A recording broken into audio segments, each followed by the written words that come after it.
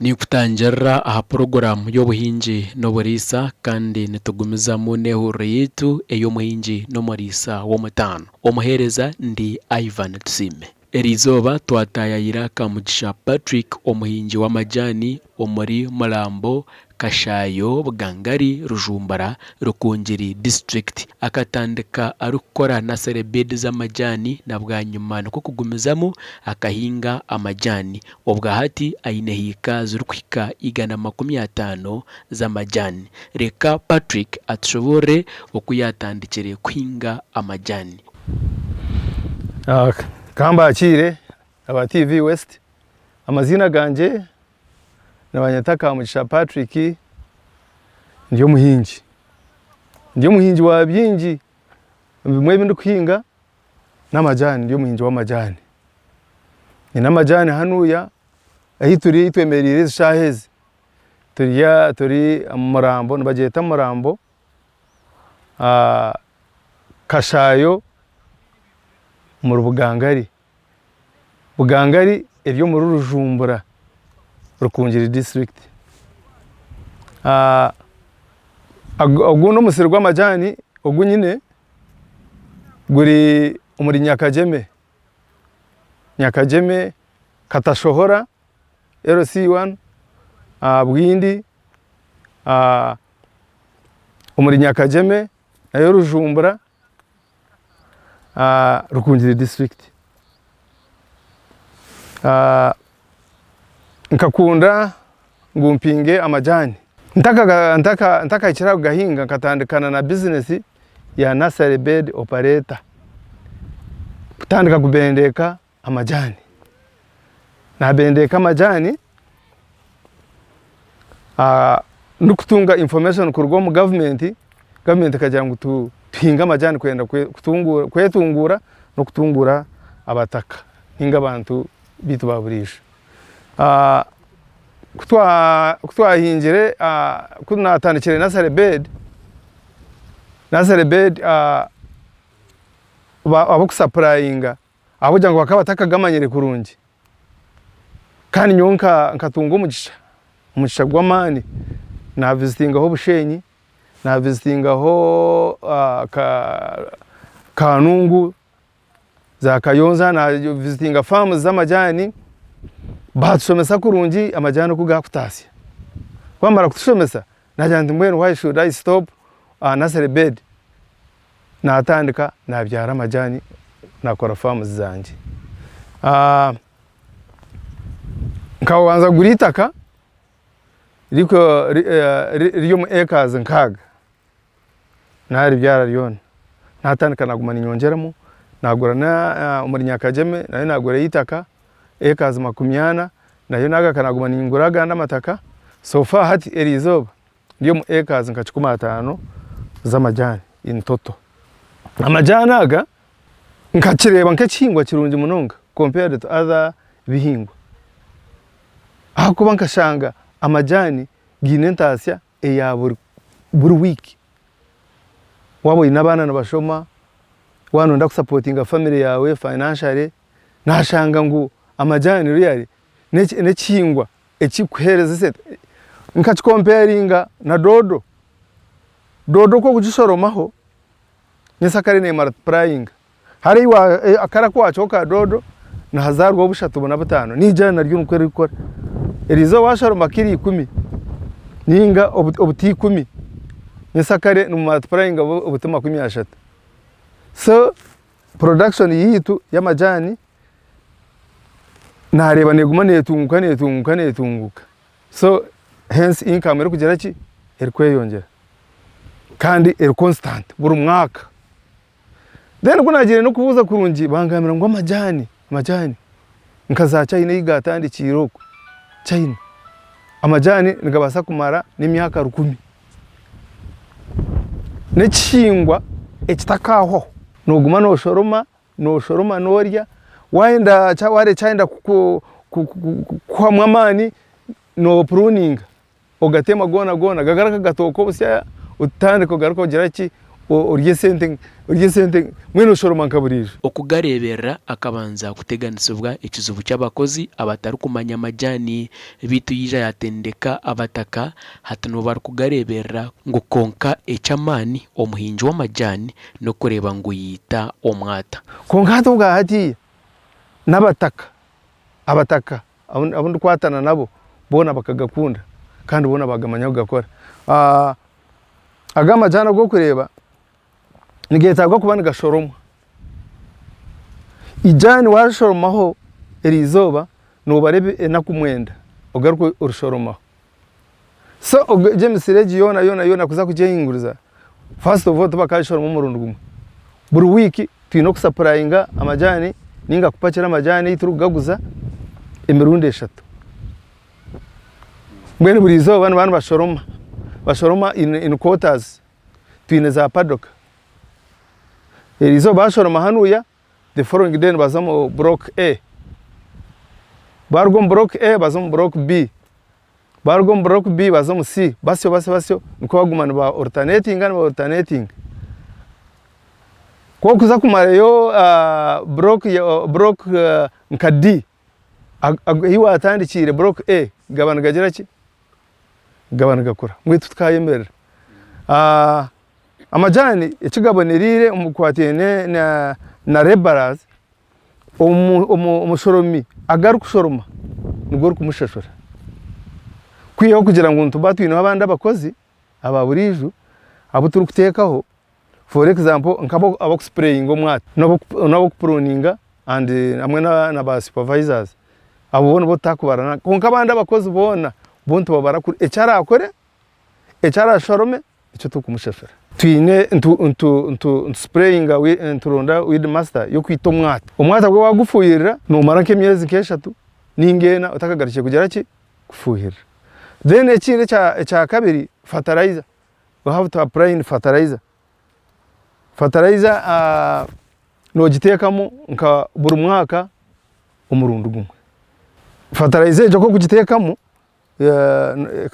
it is more expensive konka washoroma ho niko kwezi kumwe esente za fertilizer zona nzorugayo amajani ngo tokatandika kugahinga omurundu gumwe ngo nohinga ugumano yongeraho rero haho emyaka 3 otandika kutunga entasi Patrick akiriyo nayongera kuhinga emisiri y'amajani kandi ayine kitekateko cyo kugongera aha mutindo ninga value addition kurabira omukibina cyabo ecyari kongera Tea Growers Cooperative Limited. Amajani nkatandika kugahinga 2016 kandi amajani tokagira ngo nogahinga umurundu gumwe kandi kuza kwika kutandika kushoroma no bare myaka 3 mweno ejemye ububwiro bwonobwe no batine ntasi instead no banogera ki no notamu konka after nka 3 years utandika ku prakinga no kutunga some income then income kuko nabagambire yo negumane yongera buri mwaka buri bwire akuba nabagambire nti amajani nka dodo wacho haka washoromaho ti hano ina shoroma kunda so garka after 9 days ugisha kwa buri bushatu so kunda ina shoroma kiremwe rizoba after nka 9 days hari ina shoroma kiremwe niza kushoroma kirishatu record zozine kuyanotanika kusharura uko kusharura n'uko kushoza record zona zine nyine secretary akwate arikora ryebyo ahakuba at the end of the month nyino kubara ntire muziri kwingana ki mbweni ya muziri kwingana ki then nyino ko okureconcilinga na company itukusupplyinga amajani kuri ahakuba esente zone ezituru kubantu tunga nazarabira account then naguba receivinga nago still mbanu baga recordinga kurungi kandi batwine delivery receipts zikoreka ngo osaparangiraga runako nuru hatiya value addition is my next step turiyo tuchongera ntu expanding farms ninga estates zitu konko ombuteka twine kigenderwa cyo kugira ngo tugire factory teka ngo tubanze tutandikane na withering machine yo kugira ngo twagashoroma tuga witheringa gatakabasa kushishikara amajyana go kureba is a perishable commodity tokagabika bwire buringo kandi twine ebizibu bya transport imotoka nizofa eziga transportinga ushanga ko mu amajyana gadre ingaho watunga ubuzibu so nkabe ni shaba kurabera mu government nangwa sofa erizoba nyowe nko ndiyo farmer kandi chairman wabahinje b'amajyani mu district home ni chairman wabo twaforming ekibina kitu cy'amajyani Rukungiri Growers Cooperative Society Limited. So icyo kibina echo nitwe turiyo turobinga kurabera mu government kugira ngo ebase kutubufunira factory tureke kubuga nebizibu byo kuga transporting gatwara hari omu musirugwe gw'amajyani ayine mwenju eyari kubikamo ebintu ebyarukoresa omu kuhinga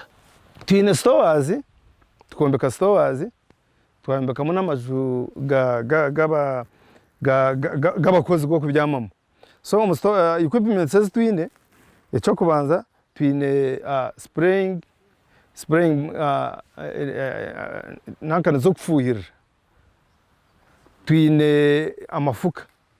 twine mwero amajyani go tigakwetaga equipments nyingi first of all no gari yo mugongo hato mugongo tokajya ngo leteho tractor ngo egereke nkabari yakora umurimo konka with time twija kugeraho na packing machines izo gumana nzigatugerera ki nzigasharura konkeri izo tukazetagira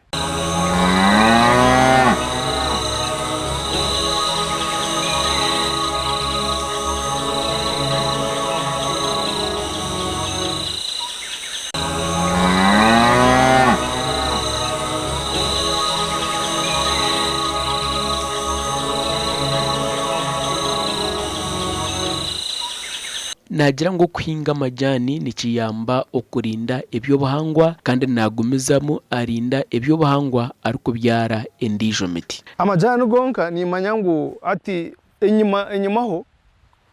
eje myanya yona ekerye migongo eri kurebeka ngo tine kiro konka ateri izoba abwa amajyani ni ndeba na hati noreba na hati n'enjore riyo neza so amajyani gino kuga attractingira wenjura kugera kikugoma migongo muntu yabeta kugera itari kugwa then cya kabiri amajyani gona go kuranzya gona garwagati tubyiremo emiti umuhona rwagati burubroka ntubatire umuti no musharo hona tutire emiti kandi nabwe ino majyani ino mugasho muhango munonga amajyani hako je emiti tukubyaramo ni za shade ekendeza taxes wind breakers kandi garkehereza shade y'amajyani gayongera gukora kurungi ekirunje miteje yitu kubyara tero kushisha tero kunywa mizi mingi munonga ngo yishisha amajyani nagira ngo nko muhinji w'amajyani akakoryo akarukoresa no kwandika ebandiko by'amajyani okora enguto ezirukuraba omajyani hamwe no kukoresa abakugu nakora nabekaye omukazi n'abana kwenda ngo nabo bamanye okuhinga kandi we nka mukuru wa farm no kureba ngo imirimo ya farm yatambara kurungi recordinga kurungi ebitabo byitu ntumanye ntasya ntumanye shoza turi nk'abandi bahinja buntura nindeba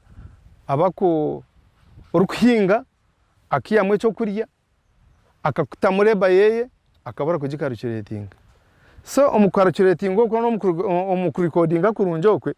nkituhe samani twongezaho kuhinga namani ekinde cya kabiri nkakora uruguto nurishira kimwe nkahe omajyani abahinji of course enguto is a problem jemermo y'obuhinji tokagikora wenga nyowe nko muntu ndiyo muhinji kandi yo mushubuzi so tunokwasa kubikora nyinga kandi na farms nazo ni nyingi kandi abwene kina nabagambire tindia farm ya majani yonka nyine na farm ya banana plantation na farm y'umwani niyo tukikwetaga munonga kugira ngo uncereho umurimo gwanje no kureba ngo ebitabo ebyentasya bya production biribita abakozi bariye byo kurya bikwingana cyo kwezi batunje sente zikwingana ki twatunge ntasye kwingana ki then nyowe nanye mukama we kintu nanyinja ndambura at least emirundi nkeshatu ninga nkena omu wiki ayambera abantu ari kubaha amajani otireho no kubaha emirimo kandi buri izoba nabayine abakozi 50 amajani atabantu bona bagakunzire natende kugambira nyine endisho nasare bed konka demand nyine yabani baze nabo bakwenda ngo tuba supplying seedlings free ni bingi kandi abakozi ishonga y'abakozi etekiri kizibu bagamanyire kandi bagakunda ati twine buzibu buhango bw'abakozi kandi batunge sente kurungiye sente zabo tuzabashashura buri week ntubantu bashashura emishara yabo so they are very happy abantu binentasi umuntu naka mu plantation zitwezi buri zo ntwatwiremo abantu bataransi ya 50 buri zo nayenda akore ebyapa ebikoreka farms aho ziri kushangwa ez'amajani obwa hati ngo nakwatagana n'aba factories z'amajani nizo ziri kugagura kilo y'amajani negura shilingi 3 kandi buri izoba nashohoza tani 3 kwika ahatani 5 ubwa hatiya marketing yitu y'amajani ntwatagana na companies ezine factories kugira ngo amajani ni perishable commodity tokagabika ngo gabiko mu stores wamara ga harvesting nga packing twino gaguza immediately tukichirizangana na factories ninga companies nke yakigeza Highland Tea Growers Corporation ine factory hanu ya arujeyo muri Kanungu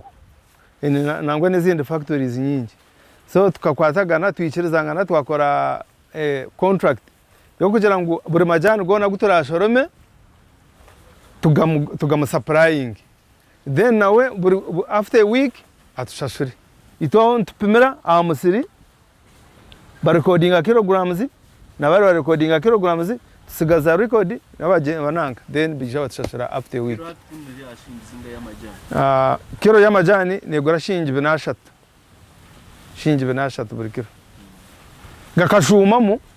abwa kuruga bwabundi obwa covid twatwayikireho abe eringanire naturiyo ntushaba kugira ngo amajani gitu bagaruke bagongeze tugaruke tuze muri shiringi rukaga urutwabe twayikireho buri mushoromo ntusoroma tani 3 kwikara tani 5 buri mushoromo agutuko bantu pakera ari kutandika akatunga ikizubu cyo kubora amizi hati akatimba mizi agaruka umuyambaho omukufuhera imyaka yangu mire neya turukutandika 2016 2017 2018 tukawugana ubuzubu hango munonga first of all injura eketaro mushana kagura mwinji munonga kana majani nigoma munonga kandi ekine cya kabiri kandi twetageme bazi nkoko okutimbura nkoko kukigamba mweno koko bano otimbura no yeta mweno okusetting up farm ubano yetage sente nyingi kandi twetaga sente nyingi tukwetaga mana power mpango tukwetageme bazi yo kufuirira so umweno bwo twabwina obuzo bwingi konka hatiya so far esente zindi kushashura ninziha omumisiri tinkora umuzindeshaho zo kugira ki amizi kakana gategana samunonga konka hatiya tukatimba mizo kwa hansoku tuyon tugakurura tugatwara yiguru then n'ekindi twayombeka ezi collecting centers ezi nazo twatekamo turiyo tucollectingiramu amizi agakwasa kutuyamba especially nko mu kufuhirira. Aine ekiteekateeko kwenda kwongera emisiri y'amajani obwo nayenda ngu ahisye hiika 3 ez'amajani akore amajani ageye kurabira omu kampani ye eya Barcom Uganda Limited. Nteekateeka ninza kwija kuba nahikize nka acres nka 300 kaburi mwaka ningaka ninyongera nimbyara kandi nteekateeka ninza twija kuba twabwine na factory yo kugira ngo tukore icyo bakweta value addition tureke guma tushubura green leaf yonka tutandike kwiyamu na final products. So far company iyo kore ibyo twagifomingire tujine Bricam Uganda Limited neja kwija kuba netuyamba kureba ngo twa marketinga ezo finished ninga value nankani amajana gamazirwe kukorwa. Iwo waregisteringire company yawe waji waregisteringire farm yawe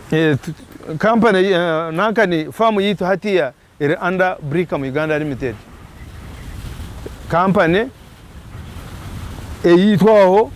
abahinji ayimine yawe nko muntu ayitwa abahinji abakamugisha umukazi abana amwe n'abataye n'abandi abanyabuzari